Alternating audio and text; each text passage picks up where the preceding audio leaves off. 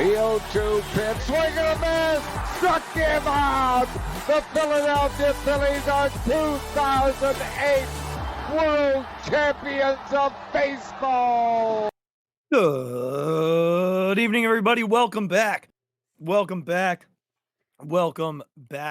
an early week edition of the Phixated Podcast. I am your host, Mike Azalina, and I am joined by a guy who I truly believe, if given the opportunity, could have thrown as many touchdown passes in the Super Bowl this past Sunday as Brock Purdy. Regz, it's good to have you here, buddy. Was that not okay to say? Should I not have said that? Oh, I don't know. I feel like it's a nice compliment to myself, who never played football in his whole life. So, could throw a baseball pretty far. I'm not sure about a football, but I appreciate the compliment. I feel like the arm strength's probably on par with that guy lining up under center we made it 1 second before Purdy comment came out. Oh, there's so many more to come tonight too. But let's start with pretty much what the show is, and then we're gonna get into the Super Bowl for a little bit, and then get into the topics of the show. So we did not get a show done last week. That was on me. I was in California. We knew we weren't going to do a show. We planned on doing one over the weekend. I essentially slept all day Saturday, all night Saturday into Sunday, a little bit more during the day on Sunday. I couldn't function. I did not sleep on the red eye coming home or on the flight from Charlotte to Harrisburg. So Regz, we're doing this show as a little catch up because a lot of stuff happened in Sixers land last week, and some things have popped up over the course of the last couple of days with the Eagles, so we wanted to touch on that as well. And then Thursday will be, as promised, all Phillies, just Phillies talk, because they have officially reported pitchers and catchers, and some of the players are there too. So we are going to dedicate Thursday's episode to the Phillies. So that's why we're here, buddy. I'm excited to be here. Likewise, great to see your face again. Great to talk to you again. It's no fun when we don't get to talk to each other. Yeah, I mean, we texted a little bit. Not as much as we normally do because I was sleeping a lot. But intermittently between my little naps, I would send you things as they popped up on my phone. And you know, I think it's probably prudent of us to start with the Super Bowl on Sunday. Kudos to Pat Mahomes and Andy Reid winning their second consecutive Super Bowl, third since 2020. And look, man, like we talked about it in our playoff preview, and I half jokingly said it when I took them in our little draft. Mm-hmm. You just never count out the 15s. Like that defense is as legit as it gets. God, seeing corners actually make plays on the ball was like so refreshing and so nice. I was like, oh, that must be nice to have a team that does that. I'm really praying that L'Jarius Sneed shakes free and that the Eagles, you know, take a shot there. Yeah. I know they have a ton of needs, but it'd be really nice to have the way that dude flies out there, and he's always at the ball. Like he would be a nice little thing to have. But you know, just a well-coached team, a well-schemed team, a well-organized team, and of course, it doesn't hurt to have the best player on the freaking planet. Well, At all times. Like, and look, I'm not here shortchanging what they are as a unit, because I do believe that defense is one of the best I mean, Chris Jones is otherworldly. That guy was in the backfield causing havoc pretty much every series. You know, you said about the corners, they went out and signed Justin Reed in free agency. The Eagles were in on him. Certainly a guy that I think would have helped them immensely this season. Came up short on him. You saw the difference he made in this game. Pretty much took George Kittle entirely away. Yeah. I think, you know, at the end of the day, when you look at the outcome of the football game, a few things stand out. The Chiefs players made plays. The Niners players did not make plays. You know, you look at Debo and George Kittle, and they basically combined for the amount of yards that you and I had sitting on the couch. You know, Christian McCaffrey looked pretty baffled at times. He still had his moments, but Yeah. they did a pretty good job, especially inside the tackles, keeping him at bay. And when it came down to the end of the game, look, man, like you can't give Pat Mahomes 4 downs. Yeah. Giving, and I don't want to hear this like, well, we wanted to win in sudden death. Like, if you don't go down and get a touchdown, you're not getting the sudden death. And even if you do go down and get a touchdown, they're going for 2 and they're pulling their best play out, and you're not stopping it. That last drive was a freaking masterclass, Regs. Oh yeah, like the bootleg on 4th and whatever. The 4th and inches. Yeah. Yeah. Just like, I don't know. You have a ton of respect for Andy, who's like still doing it, like loses Bieniemy, like still calling plays, like, and coming up with these things that just get guys wide open. And these plays, like he just knows, okay, we haven't hit them with this. They're not going to be ready for it, and it's going to work. Like it's just going to work, even against a defense that, look, was flying around. Like the Niners are flying around for the first half. Yeah, and losing a linebacker. That was a huge bummer. That sucks. You never want it, like, for that guy, that just sucks so much. Absolutely. And he was playing well too. He was flying all over the place. Yeah. And look, he probably, you know, Kelsey didn't really come around until like the second half. Yeah. When they finally decided they were going to attack that spot on the field. But I think when you look at what they did on that last drive and his, you know, the Niners came with it on 3rd and 6 on that possession. It was after the first down. It was right after the MVS like caught the ball, went backwards 8 yards, and caught a ball for 8 yards to kind of make up for it. They came after Mahomes on 3rd and 6. They basically just sent everybody. And Romo said it as soon as they brought it. Like he's in the middle of the play call saying like, "Oh no, you can't do that. You can't do that." And he just throws a freaking dime. Yeah. Right into Rashid Rice's hand. Like a dime, Regs. In stride where only Rice could get it. Rice turns it upfield, and then on the next play, like he takes off and gets him inside the 12. Then they run that little shovel to Kelsey, and I'm screaming at the TV about like calling a timeout. So was I. I didn't even put it together. But Romo did a nice job explaining. Yeah, I thought Romo was putrid for most of the game, but he had a couple of bright moments, and that was one of them.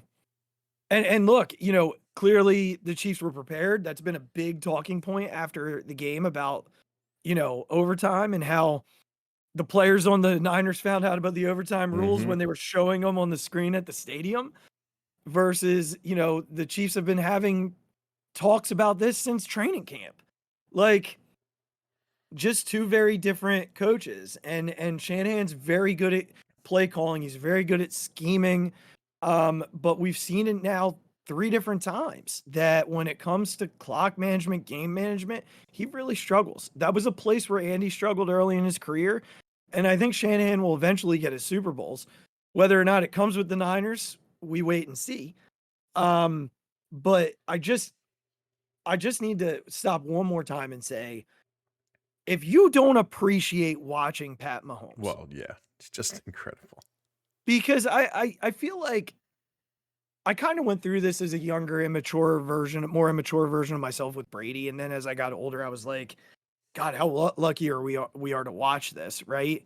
And I'm happy that I'm like at the age where I'm like appreciative of watching this type of greatness unfold, because I hear a lot of people, I see a lot of people texting me like, oh, I don't want them to win again. It's boring. It's not like what you're watching is not normal. Yeah. Right. Like right. What he does is not normal. Yeah. You know, it's just, he's such a special talent, and I just feel like it's cool to be around to watch that type of greatness. We've gotten to see it in other sports in a lot of different ways. We got to see it with Brady. We got to see Jordan, with Kobe. We got to see it with Trout in some ways, but not in other ways, like with the titles. It's a little different with baseball, but like Jeter, right? Yeah. Like those types of guys. And it's cool. Like we didn't, there was no break, right? Like we went right from Brady to Mahomes. Yeah. And in some ways that's annoying because it's like, all right, Nobody else has a chance. Yeah. it'd be nice if somebody else could win it. Yeah. Like if there were a couple of like quarterbacks in between, Yeah. but it's also like, it's generational. And to have two of those in your lifetime in like the years that we're able to witness it, pretty darn cool, man. Yeah. I don't know if you like, it took me until there were like 3 seconds left on the clock to realize they had to snap the ball. Yeah. That there was a difference in the play clock and the actual clock. And I think that like the Niners were half caught off guard by it. Like they snapped that play, and like I know the play design got the guy open anyway. Half the guys didn't move. Yeah. Like it was, and I was just like, oh my God, they won. And everyone's looking around because like, no, I don't think anybody else realized either. Everyone expected just the clock to run out. Yeah. And it was just like, oh, they won the Super Bowl. That's it. It's over. Yeah. Yeah. Can't believe it. I think it was kind of funny, like that, like you said, not even just the defense, but when you consider now, first of all, this was the exact play that they beat the Eagles on twice last year. Well, yeah. Which is just so funny that he ran it again in that spot. But even like, you know, as the receiver catching that ball in the end zone. Yeah, he looks around like touchdown, right? You guys saw like that, we just right? won, Yeah, we won, yeah, right? Like yeah. this is the game. Yeah. Which is it's Almost just like funny, almost like the referees didn't call touchdown right away. Like they were checking the clock to make sure it was still good. Just a wild turn of events. And you know, while we're talking about being appreciative of something that we see, right? I want to flip it to the other side. And I want to say how appreciative I am that the Niners lost this football game and in the way that they lost it, and that their fans have to sit on this for the amount of time that they have to sit on this after the full year of just unbridled chaos from this fan base. They could not get out of their own way. They could not get out of our way. They wouldn't shut up on social media. Just a disaster class from them up and down. I'm very appreciative of. And honestly, I don't think I've ever seen as many athletes in the sport as appreciative of a team losing in the Super Bowl as I saw this week so far. I mean, we haven't seen everything, but you know, there was the video of Marshawn Lynch walking through the casino, basically asking people, "Are you Niners fan? Cool, F you." Like Aaron Donald with the post right away of his ring, like immediately following the game. Fletcher Cox had that in his holster and basically went right at Deebo Samuel after the game. Keep our name out your mouth. We still got that one thing that you don't have. And then put a little EAD, which basically stands for Eat AD. So, you know, just all these players that are coming out of the woodwork and like well-respected, like veteran players, you know what I mean? Like Fletcher Cox and Aaron Donald are looked at as, you know, good people, good veterans. And so it shows you how disliked this team is. They're not a likable group, Regz. Top to bottom, they're not a likable group. Outside of two guys, they're not like.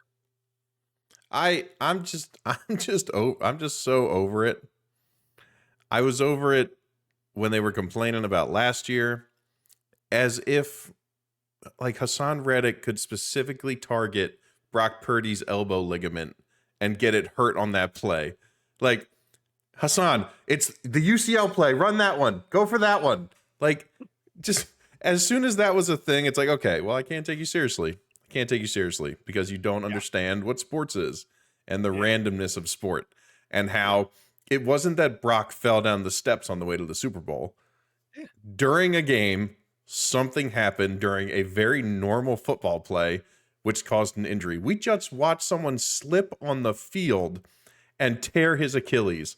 Right there. I would have had more sympathy for that. Yes. Than I would for complaining about a football play actually happening and someone getting hurt as a result of it. If Brock Purdy had literally slipped on like a slippery part of the sideline and landed on his elbow, I'd be like, you have a fair point. That wasn't part of football, and that sucks. Yeah. Like, it sucks for Greenlaw. Like, he was playing great. It's such a shame to that dude who was clearly playing his butt off. Yep. So like that one, cool. No problem with Yeah. that. That is a fluke. Yeah. Like getting hurt during a game is not a fluke. Like when an actual happens. football play is happening, it happens all the time. Absolutely happens. So It happens. I'm just kind of out of it. And since then, it's all just been like just noise up here. It's just noise going on. And look, I think now that they've gone through basically what we went through last year and the way that they lost, right? Like I'm good. I mean, they're still going to be annoying next year and bang bang Niner gang. Like they're going to be their annoying little selves. But to do it again is really hard, as we've seen. We witnessed that this year, and certainly it's going to be a task for them. They were relatively healthy for the most part this year. I didn't look at like Schefter usually does like the key free agents. Oh, after dude, the game is done. I didn't look at who they have. They are in cap hell. They are in cap hell. Really? Who are the big ones?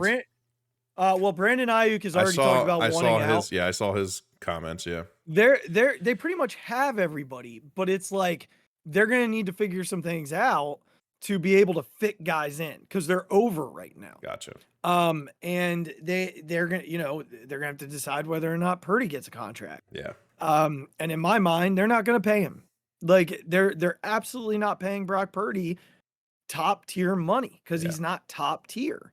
That's a Jalen Hurts contract. That's a Josh Allen contract. That's a Pat Mahomes contract. Those are the contracts you're looking at when you're looking at top tier money. And Kyle Shanahan's smarter than that. He knows that he can plug in someone else with the same kind of brain, right? Like you got to be smart, and the same type of accuracy, right? That Brock Purdy has, but he doesn't need like the push the ball down the field type of guy. I look, this is as good a time as any to get into the Brock Purdy stuff.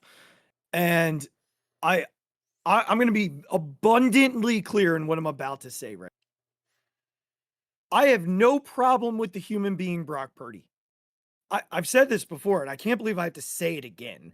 But I know that I've confused people out there that listen to this show and whatnot. But like the human being Brock Purdy, I'm sure is a nice guy. He basically looks like Peter Parker. Like he could just be Spider-Man at any minute. Like he just wears his dad jeans and his khakis with his nice little polo and his baby face. I'm sure that if I sat down next to Brock Purdy at a bar, one, I wouldn't know who he was.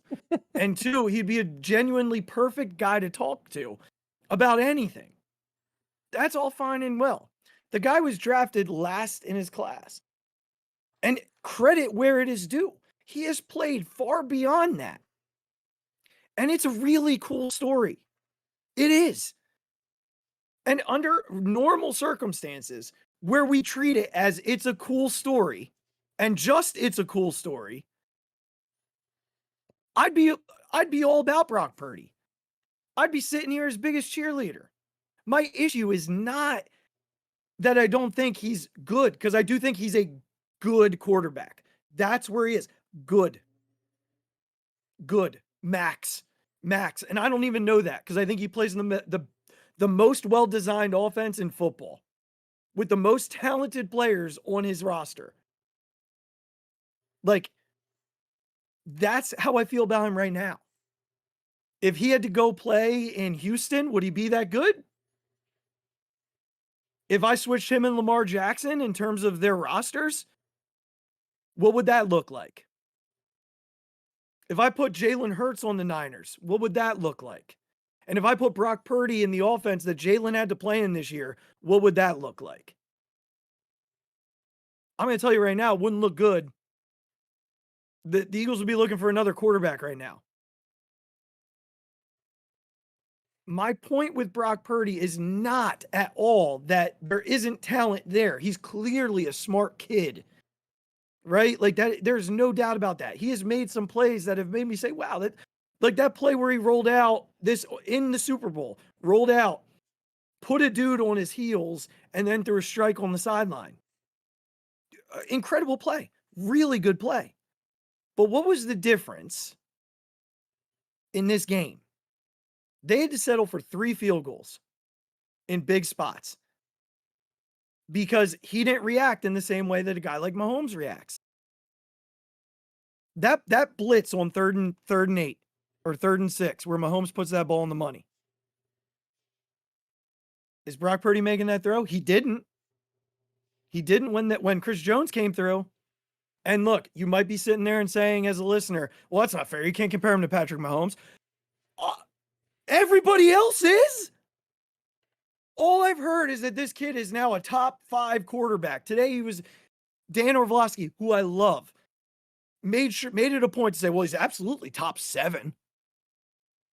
Dan, if we're talking top 7, then it's not a conversation and you're just making an argument to make an argument. Like, no one cares about top 7. We talk about those top 5 guys. Talk about Mahomes and whoever the hell else comes after. And there's a huge gap. Look, man, at the end of the day, like, Purdy played fine in the Super Bowl. He was fine. He was totally fine. But if I'm looking at his performance versus Jalen Hurts' performance in the Super Bowl last year, it's not a conversation.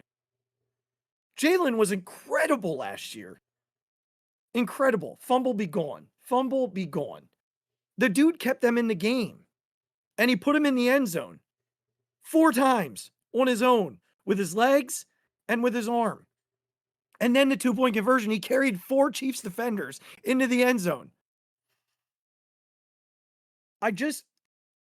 He is what he is.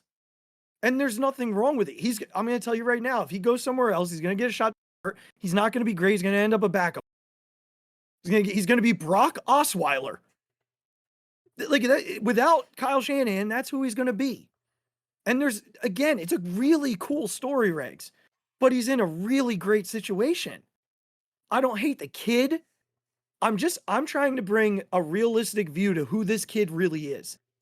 There were plenty of throws he left on the field on Sunday night. And if you can't see that, I'm sorry. Like, he overthrew dudes in the end zone twice. I might be missing one. 2 and for sure. We can blame Ayuk for the one. Like, I think he kind of got turned around a little bit. But, like, there was another one later in the game where he threw a ball basically out the back of the end zone with a dude streaking wide open. Yeah. And we heard multiple times Romo say it, and then they did it. Well, turn and hand the ball off to McCaffrey. You got to run the ball at this point. Are you saying that with a legit stud quarterback? Is that what you're saying? No, because the best player is 23. If you take Christian McCaffrey away from him, what happens? No one's respecting the run. You have to respect Christian McCaffrey. You have to. I don't want to hear about Eli Mitchell. Eli Mitchell got on the field 1 time in the Super Bowl. Like, again, cool story. Really cool story. And I have to be clear in saying it is not about the person. It's about the way that as a group of NFL fans and media that we've made this kid something he's not. So, like, the weaponry that's coming at him, he's been like a victim of what everybody else has said about him. Like, the people who don't like the story, like me, only don't like it because it's thrown in my face every day as a kid who, I watch these games and yes, I do pick out the things he does wrong so that I can say to people when they're like, oh, he's so great. No, he's actually not. He's not. He's fine. He's good. He's in a really good situation. And that's it. Like, there was a throw in the game on Sunday night where it was legitimately in the defender's hands, and Brandon Ayuk once again knocked the ball, like literally took his hands and shoved them into the defender's hands and knocked it out of his hands. That happens literally every week with Brock Purdy. It happened every playoff game. It didn't happen to Pat Mahomes. It doesn't happen to Pat Mahomes. Now, he did throw an interception, but very rarely does he throw it right into a defender's hands every week. Like, I watch pretty much every Eagles game. I don't see Jalen Hurts throwing the ball into defenders' breadbaskets every week. Like, it happens, right? It happens, but every Brock Purdy game I've watched, he's done it, except for the Eagles game because their defense sucked. So, I don't know, man. I'm sorry. I just feel like I have to clear that up for people because it's not about the human being Brock Purdy. And I'm not out here cheering for his failure. What I'm out here doing is, like, I guess, like, wearing the realist glasses about who he is? I don't know. Like, what am I missing, man? Like, you're my best friend. You've been one of my best friends for years. Am I being that much of an asshole here? Like, what is my issue? No, I think we all have things where we get heated about. This is one of your pet peeves. I have several of my own that we don't have to go into right now, but I think it's more so the national narrative that has become that he's like as good as a Patrick Mahomes or a Josh Allen or Joe Burrow. Yeah, name the next 2, 3 Lamar Jackson, like the 2 or 3 Herbert, Lamar Jackson, the 2 or 3 best quarterbacks. Like, has he made some throws? Yes, but look, we've seen Gardner Minshew make great throws in the NFL. Like That's a great point. We've seen quarterbacks make great throws in the NFL. That's their job. All of them are in the NFL for one reason or the other, so they have to be pretty good at it every once in a while. He is in quite possibly the best situation in the NFL for a quarterback like him. But I think it's perfectly fair to say that he is a perfectly fine quarterback. He is not a quarterback that you can just say, go win me the game, Brock Purdy. As we saw. There are only a handful of those guys in the entire league. And there will continue to be only a handful of those guys in the league forever. There will always only be a handful of those guys who can do that at the quarterback position. I get the same way when I see the tweets from like 49ers reporters that are like comparing him to Joe Montana in the playoffs. Like, okay, maybe like care about your reputation and what you say in public, but like, whatever, to each his own. I just think like we're in a world where you have to think of something. You have to think of something to say that's either going to rile people up, that's going to have a huge like swath down the middle and people on one side or the other. Nobody gets a lot of attention from like gray area because it doesn't become decisive. You have to talk about something decisive. And for whatever reason this year, this NFL season, the Brock Purdy thing was the decisive thing. Yeah. So you had people that were leaning into it saying, well, I'm going to compare him to Joe Montana. I'm going to call myself a NFL reporter and I'm going to compare Brock Purdy to Joe Montana. Like, all right, I'm not going to read your stuff if I ever had the chance to. Sorry. Not sure you can come back from that. But then there's other guys like Orlovsky, right? Like you've heard him say plenty of smart things. And then he says top 7. Like you said, no one cares about the 7th best quarterback. When, like in the national scheme of things, when you're talking about the NFL, like you're looking at the top 5 guys and if their team's going to Super Bowl. That's what it comes down to.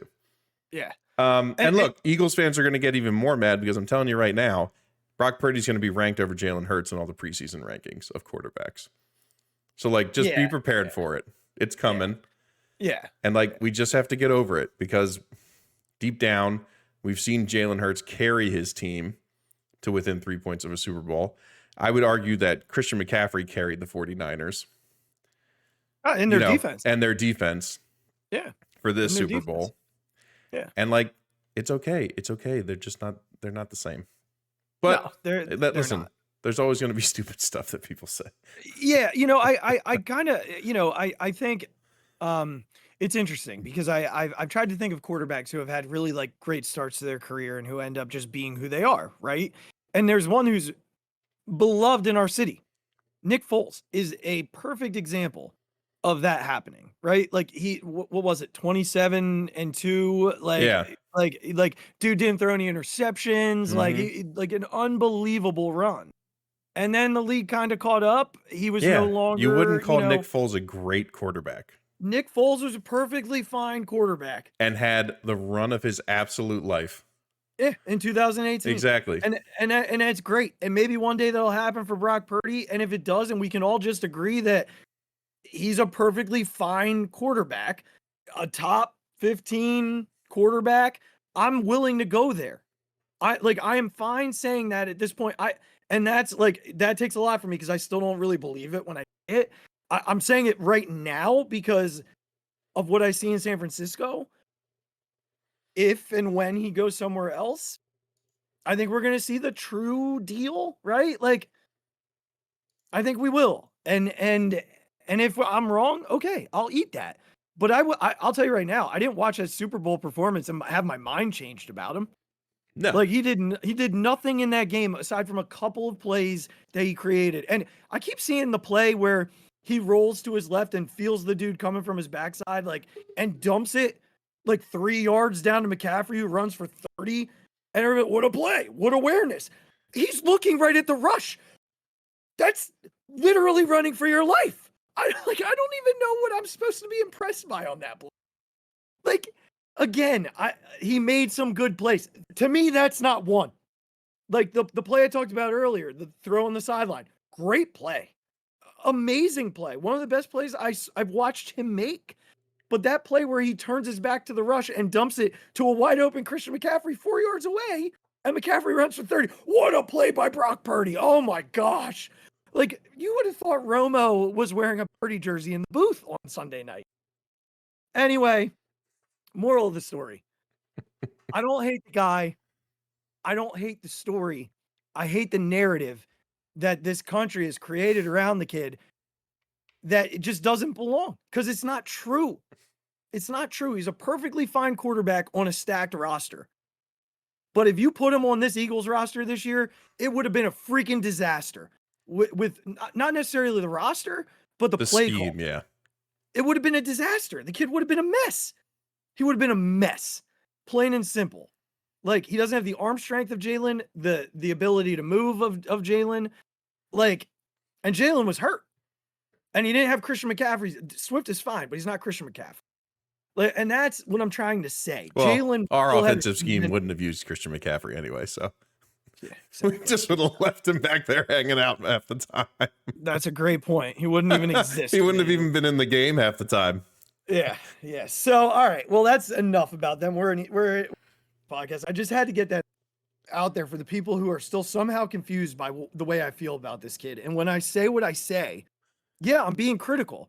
And I'm just as critical of our own players when they suck and when they're not playing up to potential. I will be just as critical. I've done it on this show. But because I'm doing it to a kid who I should be okay with because the story's so good, no, I'm sorry. That doesn't change anything for me. It just doesn't change anything for me. Anyway, on to the Sixers. God almighty, I'm so fired It's up. also very true that if this was any other team besides the 49ers and possibly the Cowboys or Giants, that you'd be more into the story. Probably. Well, yeah, because I don't think the narrative pushed as much. Yeah, because I don't, and also, you know what I mean? The rest of his team kind of sucks, so it's hard to like really, be on be on the positive side of the guy. Like if you put him on other teams, I don't think he's playing this way. Oh, well, sure. Yeah. So I don't think I don't think the story's anything then anyway. We're probably having like a similar conversation Steelers are having about Pickett right now. Yeah. Like are we going to imagine it with that Steelers roster play call? My God. Like that's what I'm like, that's my catch up is like, he's in the perfect situation. So we're making him out to be something that he's not. Like, I think he might do okay in a place like Green Bay where there's a lot of like the play calling's fantastic, but I don't even know because he doesn't have the talent. Or I don't know. One day we'll find out because either the Niners are going to lose all this talent around him because they can't afford it, or he's going to be the odd man out and they're going to build around a young cheap quarterback like they just did. Watch them in the draft. They have 11 picks. It will not shock me one bit if one of those picks is a smart quarterback that they can stick into this system. I keep thinking about Sam Hartman from Notre Dame. He would fit perfectly into what Kyle Shanahan wants to do. They have 11 picks. Keep an eye out. Would not shock me at all if one of them is a quarterback. Mark it down. And if they do, we might do an emergency pod about me being right that they don't even think Purdy's that good. Anyway, I love the Chiefs after the game, by the way. I loved what they said. We just wanted Brock to throw the ball. Yeah. I think there's your answer right there. And then like all of a sudden it gets released that the Chiefs coaches were saying they see Drew Brees in him. If a player comes about immediately after the Super Bowl and says we wanted Purdy to throw the ball, there's much more truth to that than 2 days later. Sources say the coaches from the Chiefs think that he's Drew Brees. Get out of here. Drew Brees, another freaking comparison for this. Get out of here. God, Regz. All right, Sixers time. I can't. I freaking can't. All right. Sixers made some moves, buddy. They sure did. They didn't trade for Brock Purdy, thank God. No. Guys Possibly that went the out. equivalent of him in campaign. Guys that went out. Pat Bev, Jaden Springer, Marcus Morris. I know that initially people lost their minds about losing Pat Bev. And you know, a little bit about losing Marcus Morris. I think truthers like Rights to Ricky guy were a little upset about the Jaden Springer. You know, I didn't hate necessarily Maury's explanation, right? Which was, you know, 3 years to develop a player. We didn't really see what we, you know, think could be a benefit to us as what we need in a playoff rotation player. Interestingly enough, the Celtics, who are the best roster in the East, did see enough in him. But, you know, again, like that varies team to team, coach to coach, what you're looking for in a player, right? Mm-hmm. If they think they can get something for him, they gave up a second. So, I think initially I was like, oh man, Pat Bev, like I loved watching him play, but like, I don't know, man. Like, I have a few opinions about this, and I'm going to jump a little bit into a couple of the different moves to kind of explain the overall feeling about it. Go for it. I think still in general, I don't think they did enough for even when Joel is back to beat, let's just talk about it, the Celtics. I think they could be very competitive with Milwaukee, the Heat. They should be better against the Knicks. I'm not sure why the Knicks are like, you know, had their number that one game, but I think they would do fine against the Knicks. Mm-hmm. Same for the Cavs. The Cavs would be a little tough because they have a little bit of trouble guarding guards like that, even still.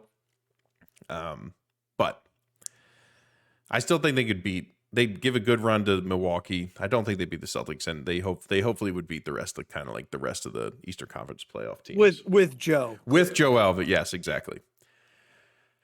So in that way, I was disappointed. Again, I have no idea what's out there or what was a possibility. So again, prefacing that with, I don't know what else was out there.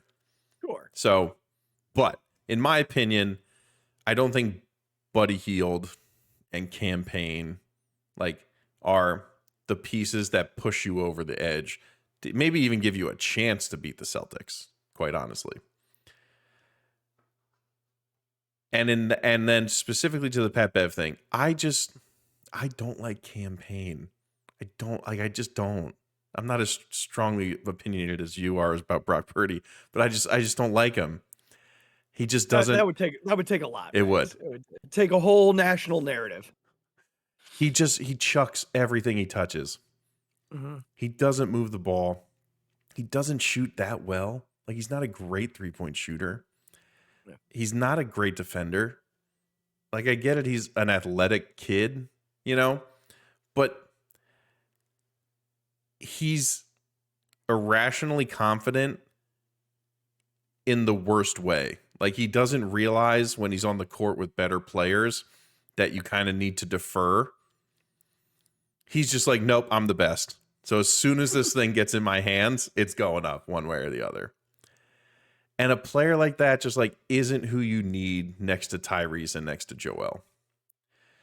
We've seen let's say less talented, like secondary players with a willingness to move the ball. Like, we've seen how good this team can be with guys like Batum and Oubre and, you know, Covington and even Morris and Pat Bev and guys like that. Like, guys who understood their role on this team. And I do think, for what it's worth, that Buddy Hield will be able to fit into that role. I really do. I truly do. Mm-hmm. I don't think Buddy's playing now like he has to be the number one, because he kind of has to be. Yeah, at this point, outside from Max. Exactly. Yeah. So I don't mind how he's playing right now, and I think it's great that he has the ability to kind of turn it on every once in a while and carry the team. But I also do think that in a playoff situation, Buddy Hield will know exactly what his role is and be very willing to play that role. Mm-hmm. And again, he brings an elite skill set. He brings elite 3-point shooting to this team that desperately needed it. Campaign does nothing for me. And if he doesn't do anything for me, why do I want to give up a guy who's clearly taken up like a leadership role in this team, brings some toughness, brings an edge that this team desperately needs? And I think we texted about this, but like this team has lost all its toughness. Like it's gone.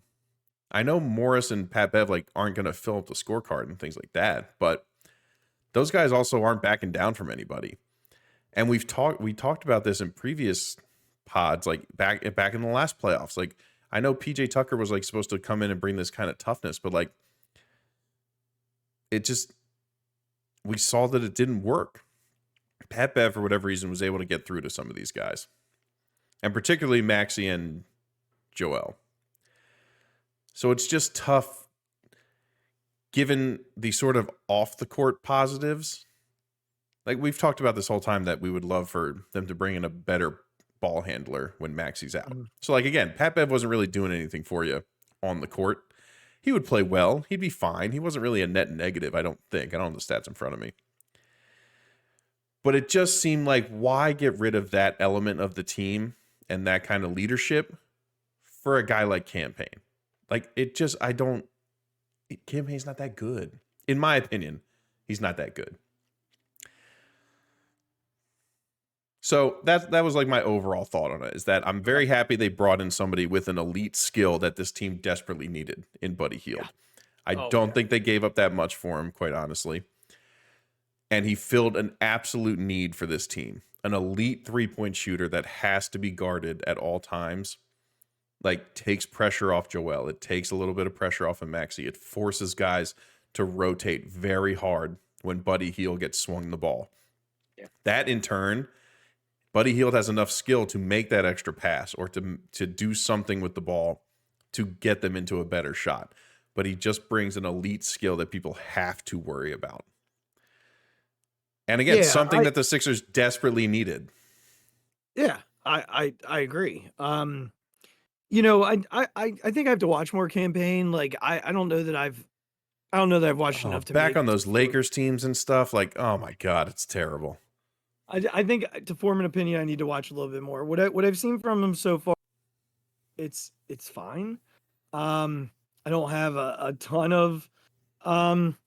yet. He was never a Laker. He played for the Suns. Double check me. I'm gonna look this up. I'm almost positive he was never a Laker.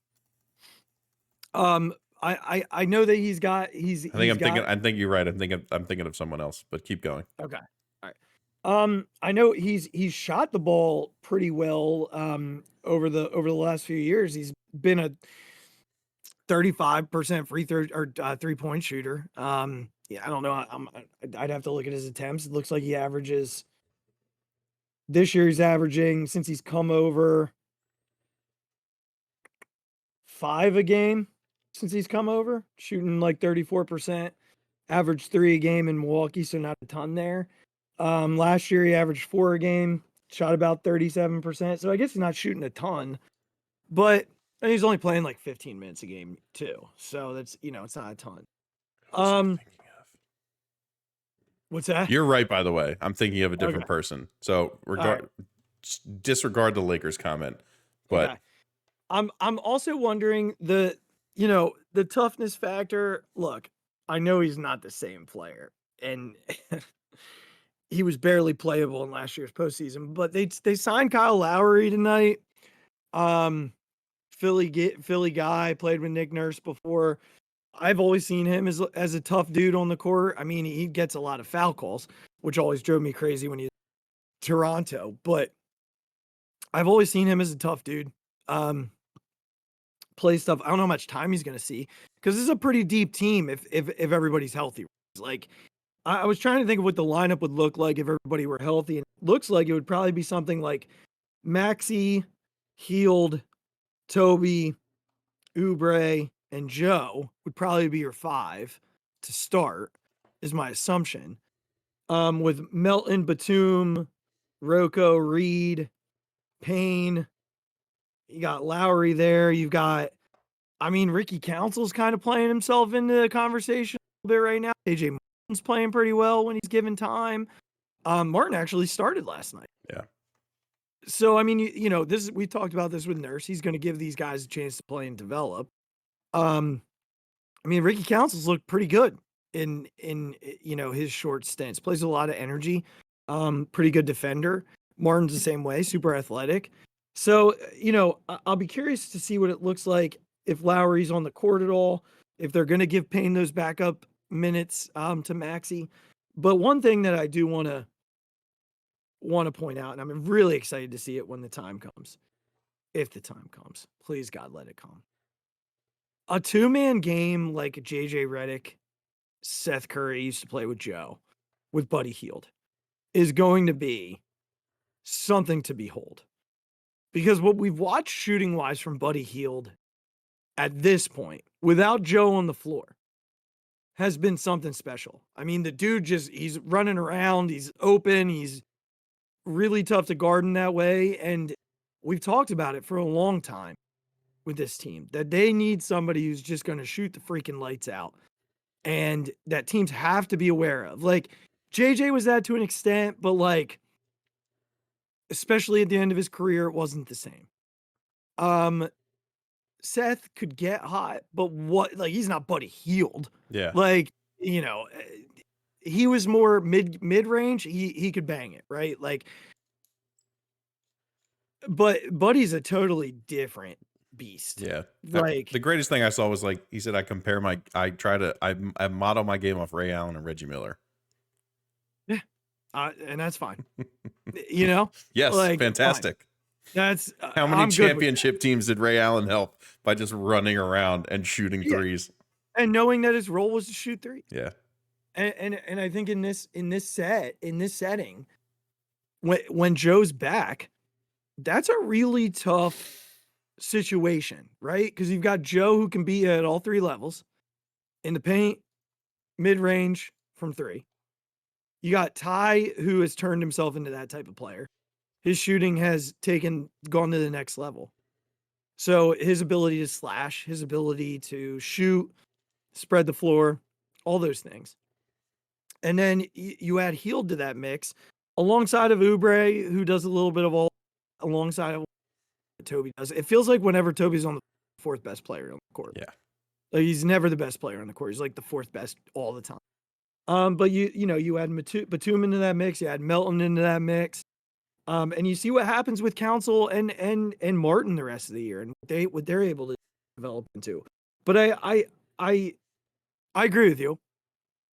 I don't think could they get lucky and run through the Celtics if Joe's healthy? Sure. If Buddy Hield has a series like Malcolm Brogdon had last year, sure. There's always absolutely they could. Is it likely? No. Can they beat the Bucks? Yeah, especially because, Glenn is the head coach there now and is just as bad, if not worse, than he was here. And I do think they're better than the rest of the teams in the East when they're healthy, but they just haven't been healthy. They have not been healthy at all. Even when Joe was, Batum was always out, or Rocco was out, or, Toby was out with something. They just haven't been healthy. So hopefully, the time comes and they're healthy, but my concern, Regz, is can they stay in it enough to make the playoffs aside from the play-in game?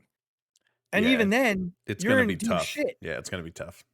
Because, their schedule, man, coming up is a freaking nightmare.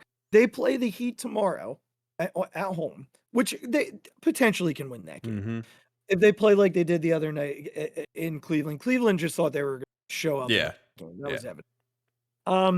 So it'd be nice to go into the break with a win, right? Because I was saying to you before the show, it feels like they can be healthy coming out. It feels like Batum can be back. It feels like maybe you get Covington back, although this bone bruise is just won't haunting. go away. Jesus. Melton hopefully is back. It feels like they're just passing the flu to each other. Yeah.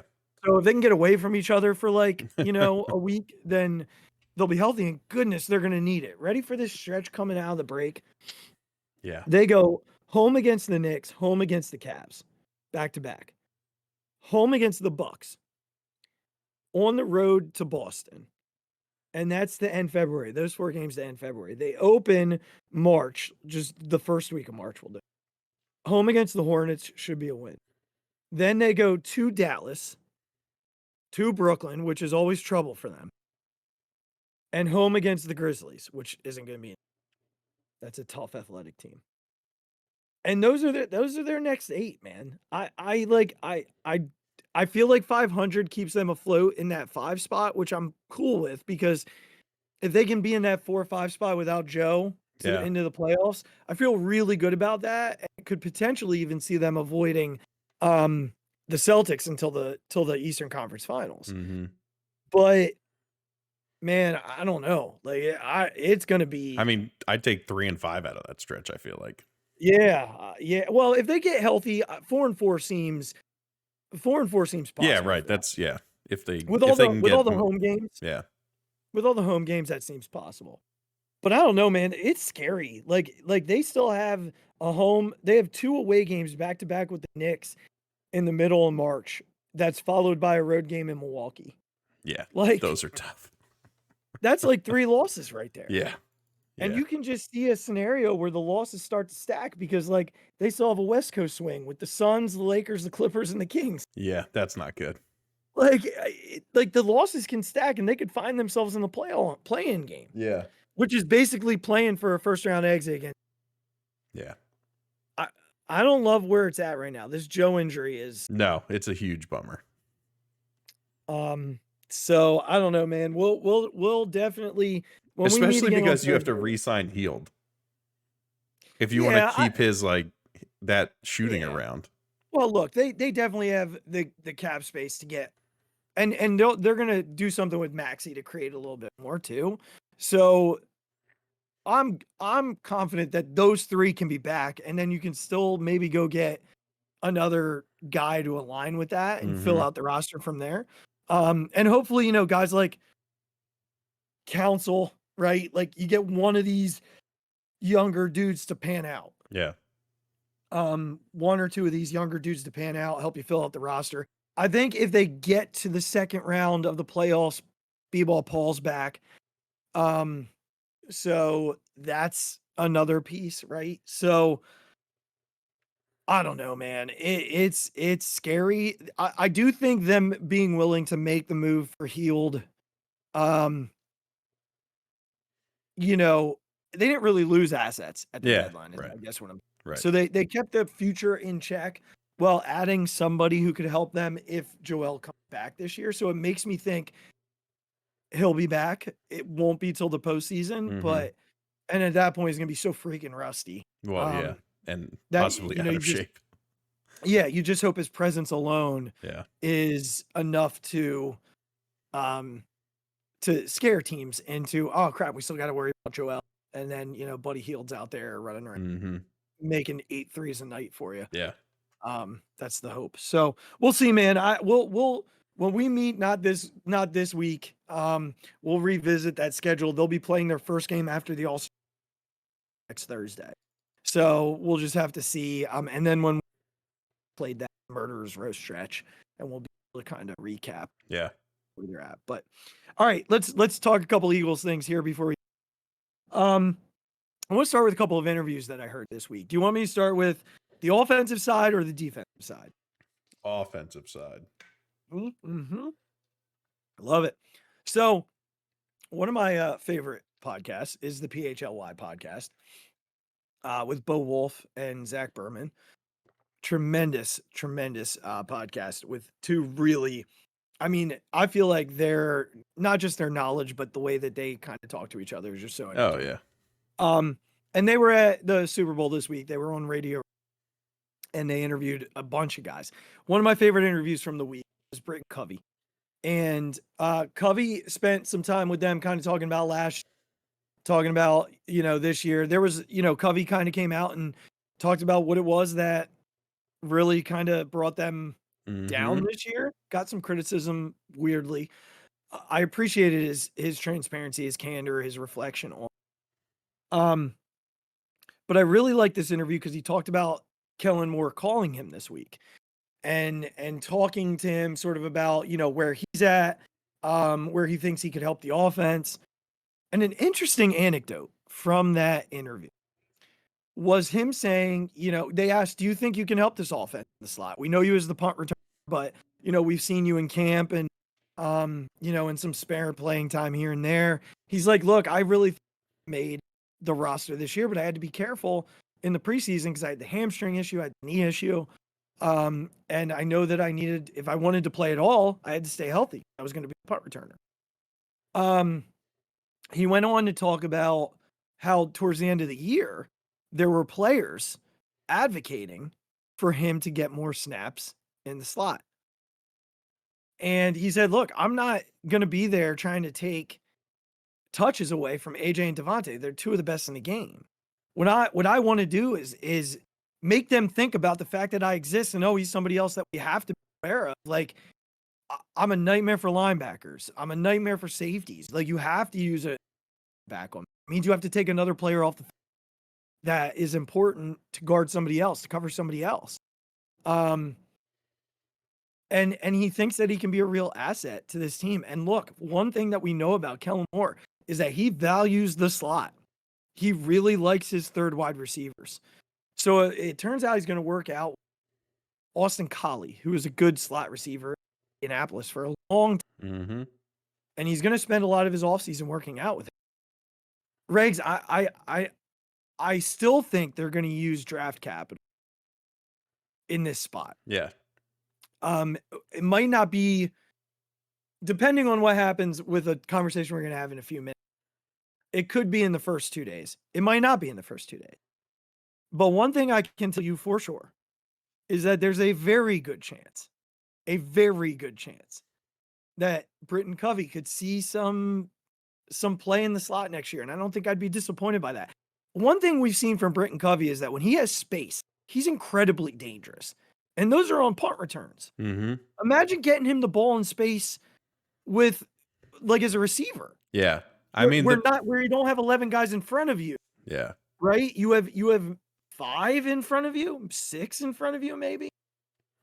Interesting, right? It is. I think my biggest thing with anybody who's coming into that position is, what is Jalen's willingness to actually throw him the ball? Funny you say that. And I want to say what he said about that. Okay. He said, Jalen has told me how much he trusts me. And so when he goes and says, offensive players were trying to say, like, get him on the field, I almost wondered, like, I thought, because it was almost back to back that he said those two statements. I almost wondered, was Jalen one of those guys that was trying to get him on the field? So that might be something I got to see before I believe it. Sure, absolutely. Because we saw very clearly that Jalen wouldn't throw to people wide open because he didn't trust who they were. So 100%. it's listen, if that's true, fantastic. Like, I need Jalen to be open to just hitting the open guy, no matter what his number is or what his name says. Like, right. You got to get over that stuff. Because if you're going to be a quarterback that, like, is just tunnel visioned on two dudes, like, this isn't going to go well, no matter what offense you bring in here. Yeah. So if that's the truth, fantastic. Great. Let's see what happens. Why not? Like, it's not like we've had stud slot receivers for the past couple years. So give the dude a shot. Let's see what happens. Right. If anything else, that and a draft guy would be a very cheap option at that position where you don't want to spend a lot of money. Like, you have greater needs that are going to require more capital than that. I do think though, it might not hurt to bring back, like, Zacchaeus. Yeah. For a year. Like, because he's not going to cost you a lot. It's that dude also worked his butt off. Like, he didn't stop running. If somebody else got the ball, like, he was flying. Yeah, he was blocking. Yep, exactly. I think if he'd come back on a lesser deal, he's totally worth the money to have a veteran. I think it wouldn't hurt to have another veteran. Yeah, for sure. Okay, moving to the defensive side. So I did want to mention that because I think it's cool. Kellen Moore's touching. I'm sure this is practice, like across the league. Right. To touch base with Britton Covey, who hasn't really been seen as an offensive player. There's something there. Okay. So they interviewed former linebacker Todd Davis, who played under Vic Fangio. Same podcast, great interview. If you want to check it out. But what I loved about this interview was they were really asking about his relationship connection with Fangio. And he was pretty clear in saying, like, he's kind of a weird guy. Like, he's not this relationship, like, type guy. He talked about, like, he loves The Office. And they asked him, well, did you talk to him about that? Because, like, he's from that area. And they asked him, he said, yeah, I did ask him once. And he was like, my type of show. No. That was pretty much the end of the conversation. But then he went on to say, like, he's a tremendous coach. He's smart, as well prepared as you're going to get. And everybody knew assignments. And the reason why it was easy to play for him, and this was the part I found to be really enlightening, is that in his scheme and his design, he only asks you to win on hard down. He calls them hard downs. And then he sets you up on the easy downs. So on easy downs, like he gave that is like 10 yards, right? Like really easy down for me. This is my area. This is all I got to cover. Good for me. Or I'm responsible for the running back who's blocking, right? Like, right. That's my easy down. My hard down is guarding Travis Kelce. And that's the only, like, and that might be once a possession, once a series, but I have to use all my energy on that hard down. I'm expected to win that hard. And he said he coached that up. It was constantly being coached. This is your hard down.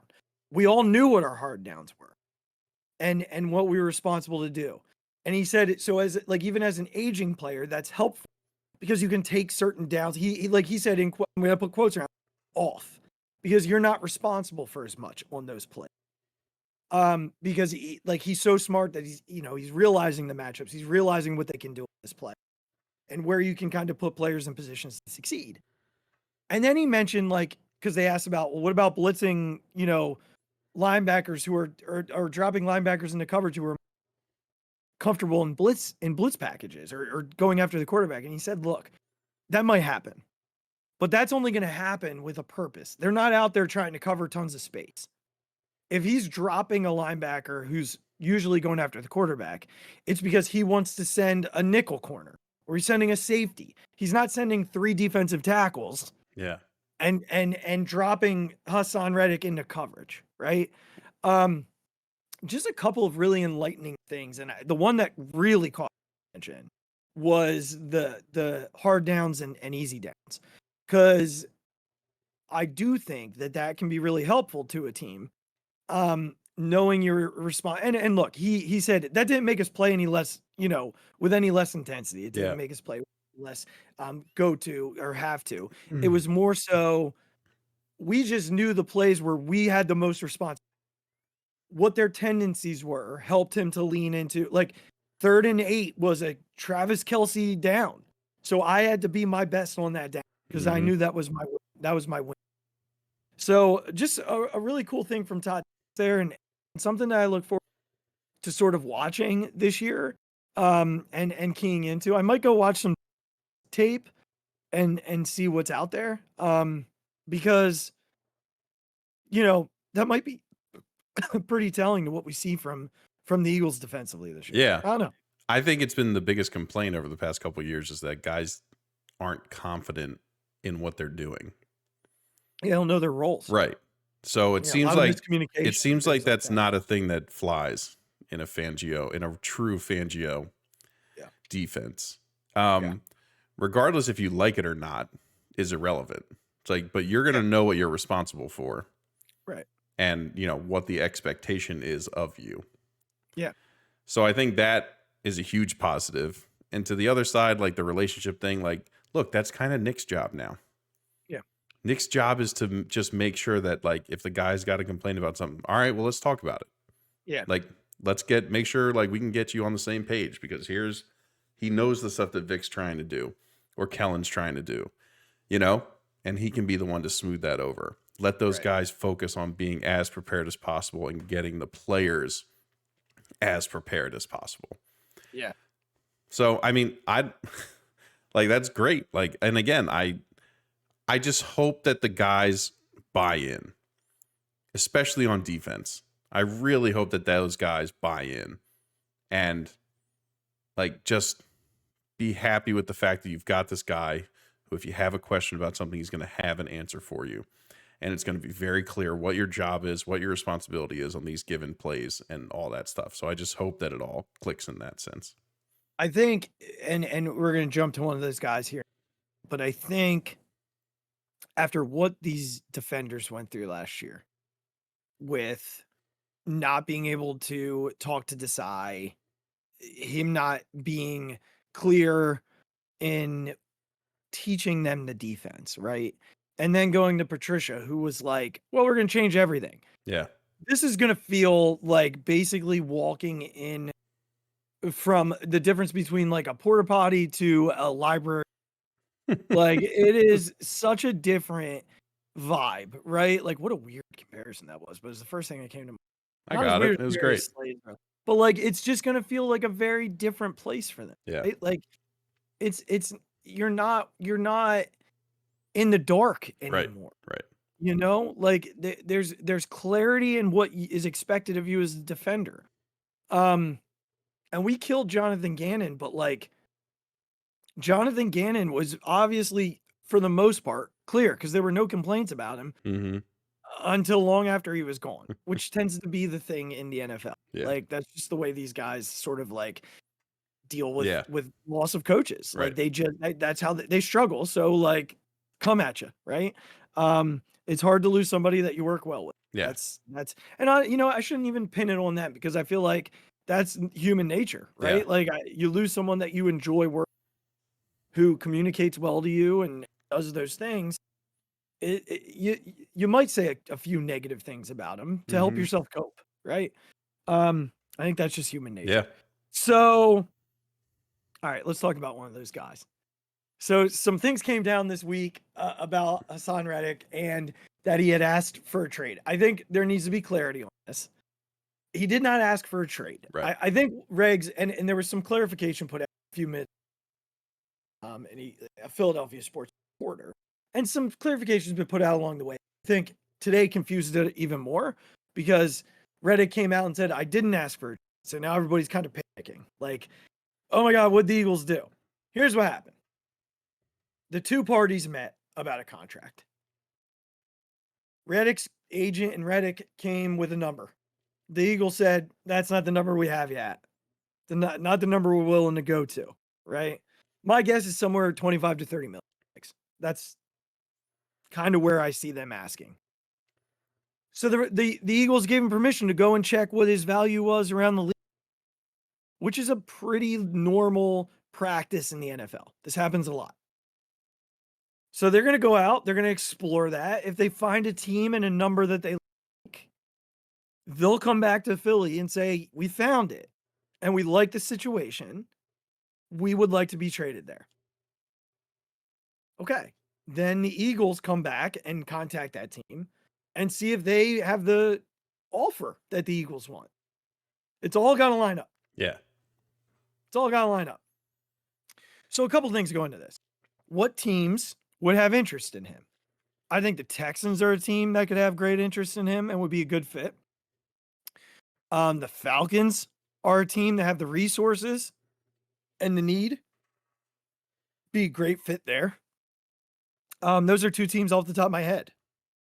Gosh, and I think the Falcons have 3 second-round picks or 3 day 2 picks this year. So, the Eagles looking for more young talent could certainly take them up on that if they give a number that Reddick likes. Now, if Reddick comes back and says, well, we really couldn't find anything that we liked, then he's, it's likely that he comes back to what the Eagles number is. He said he wants to work it out in Philly. He said that today. I don't know that I have a guess, Regz. Yeah. Right now. I think I saw a lot of good clarifications on this, so I'm glad that you explained it all because it is worth explaining the nuance in what happened. Yeah. I think Elliot had a good clarification that, like, when you look at Hassan's age also and compare it to other defensive ends of his caliber, but at his age, his number is very like on point. That like 12 to 15 million a year seems to be very in line with guys who are turning 30, but are productive edge rushers. Yeah. So I think what the Eagles hope this is doing is that he goes into the market and sees that it's not as hot for a 30-year-old edge rusher as they might think it is. And again, that's an agent's job, is to make as much money for his player as humanly possible. So, Sure. And it's perfectly Reddick's purview to want to make as much money as humanly possible for himself. Like, football is a weird thing. He could be done playing tomorrow. You know what I mean? So certainly nothing against the guy for wanting to go do that. I appreciate that he came out and clarified, like, this was not because I like am seeking a trade. Like, I went to them and said, you have to get rid of me. Like, I want out of here. Yeah. Again, like you said, this is a semi-normal practice in the NFL. The two parties could not come to an agreement right away. The team gives, the player and the agent the permission to see what the market is out there for them, so they can have a true sense of what it is, because they can't talk to other teams without that permission. Mm-hmm. So that's what they do. And then they either can come back and say, well, look, we found several teams who are willing to go to this number. Like, he would like to stay here, but like, you gotta meet us somewhere. And the Eagles at that point can either do that or, go talk to the other team, like you said, and say, well, what would the compensation look like that you're willing to give up for this? So I appreciate that he came out and shared his willingness to like want to be on the team. Yeah. Again, we don't know him, so we don't truly know sort of how much he wants to be back.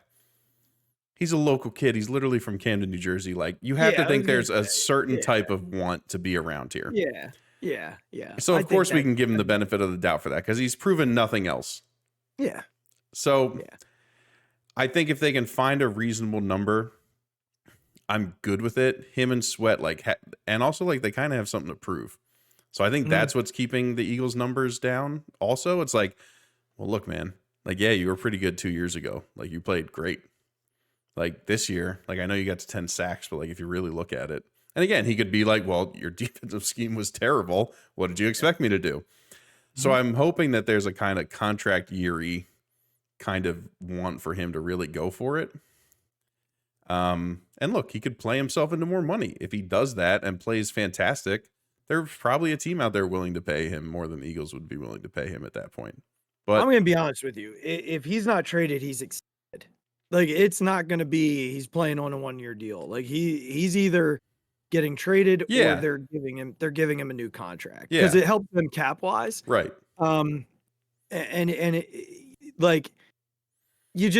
He's not good. He'll hold out. He's not playing under this deal. Yeah. I think a fair number for him, and look, he's in pretty rarefied air. There's only 2 players that have had as many double-digit sack seasons over the last 4 or 5 years as he had. Like, he's in pretty rarefied.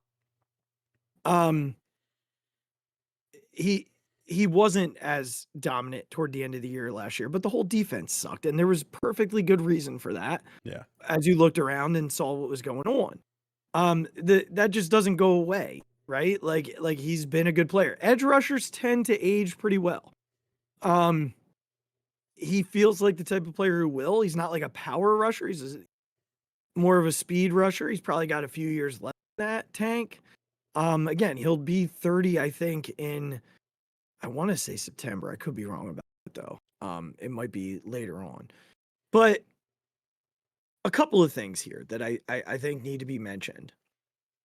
The Eagles clearly will have a plan if they decide to trade him. This isn't going to be a willy-nilly type of thing. Like, it's not like, oh, he wants to get traded. Well, there's a plan here. This is not a great edge draft. Like, there's maybe one really good edge, and then it's like a whole bunch of good God, what are we Yeah, gonna do right. here? Type of things. It's a very good edge free agent market, Mm-hmm. including a dude from Miami who played really well last year. And we're gonna get into that as we like preview the offseason in a couple of weeks. But there's got to be some preparation for within that. Like they know what plan B is. I Yeah. think plan A is bring back Reddick. Like that's plan A. Plan B is some combination of extend Sweat and get the other side taken care of. Yeah. That's plan B. The other piece that comes along with this is what you get back in a trade. Because his value is going to be pretty high.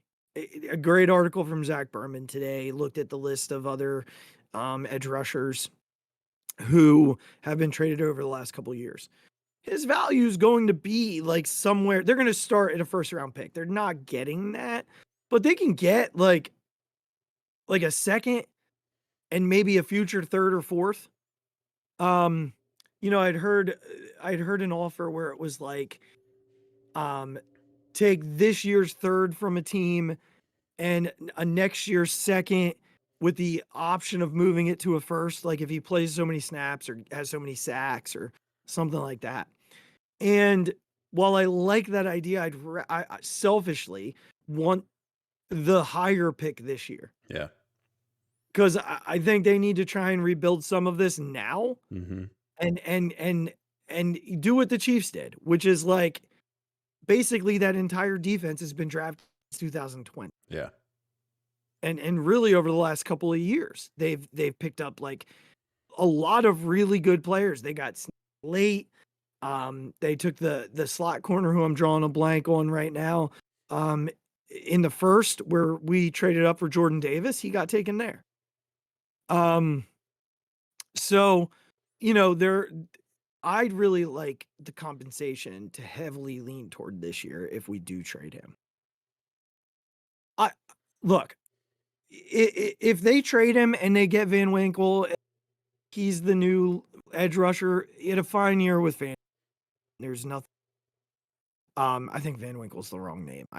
It's Van something. But I'm fine with that. If his number's too high, his number's too high. Yeah. And I don't blame the Eagles because there are far too many holes. So you bring in a guy at maybe a third of that cost, Mm-hmm.